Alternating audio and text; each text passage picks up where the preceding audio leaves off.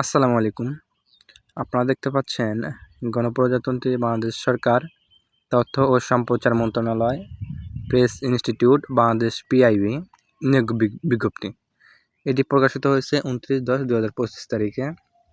এখানে বলা হয়েছে প্রেস ইনস্টিটিউট বাংলাদেশ পিআইবি এর রাজস্ব খাতে নিম্নবর্ণিত শূন্যপদসমূহ পূরণের জন্য জাতীয় বেতন স্কেল 2015 অনুযায়ী বাংলাদেশের প্রকৃত নাগরিকদের নিকট হতে অনলাইনে নির্ধারিত সময়ের মধ্যে আবেদনপত্র আহ্বান করা যাচ্ছে।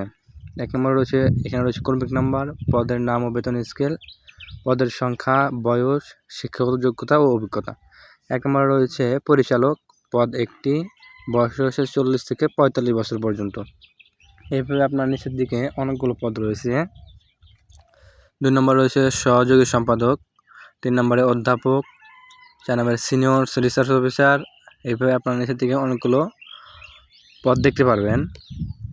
তো নিচের দিকে দেখতেছি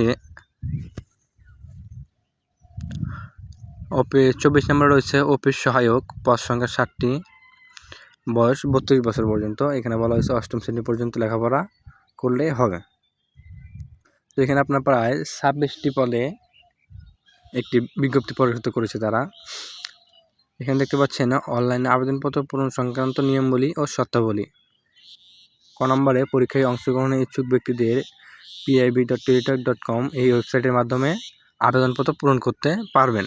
আবেদনের সময়সীমা, আবেদন জমা শুরুর তারিখ 2/11/2025 সকাল 10টা এবং আবেদনপত্র জমা দানের শেষ তারিখ 23/11/2025 বিকেল 5টা।